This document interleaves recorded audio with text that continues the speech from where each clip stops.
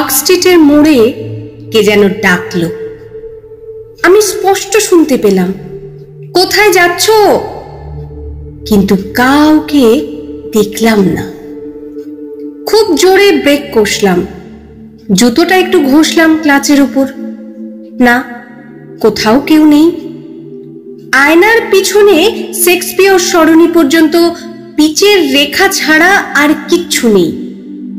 কিন্তু সিট ছেড়ে নেমে এলাম না, আবার ধীরে ধীরে গিয়ার চড়ালাম। কাউকে দেখলাম না, শুধু নিজেকে জিজ্ঞাসা করলাম, কোথায় যাচ্ছি? জাদুঘরের সামনে কি যেন অসাড় রাস্তা রোধ করে পড়ে আছে।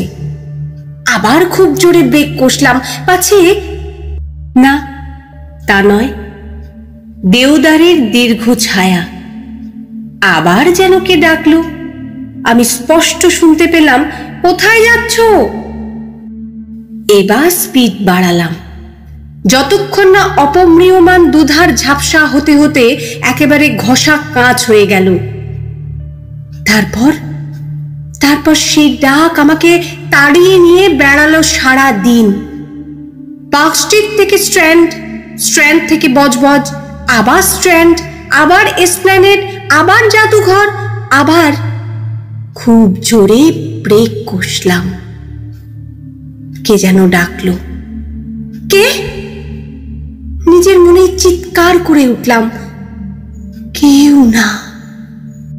স্টার্ট দিতে যাব, এমন সময় দেখি এক বৃদ্ধ, খালি পা, হাতে একটা লাঠি, ঠিক পার্ক স্ট্রিটের মাথায় স্ট্যাচুর মতো দাঁড়িয়ে।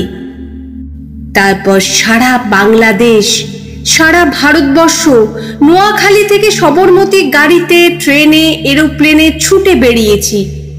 আর ওই স্ট্যাচুর মতো লোকটা এক জায়গায় দাঁড়িয়ে আমার স্পিডোমিটারকে লজ্জা দিয়েছে, তাড়িয়ে নিয়ে বেরিয়েছে পথ থেকে পথে।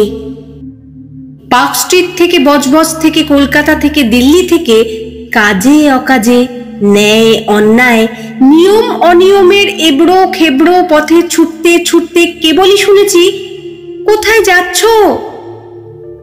আর কেবলই ব্রেক কষেছি।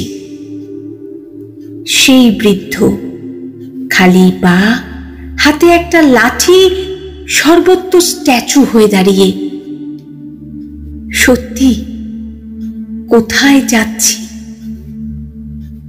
সত্যি কোথায় যাচ্ছি?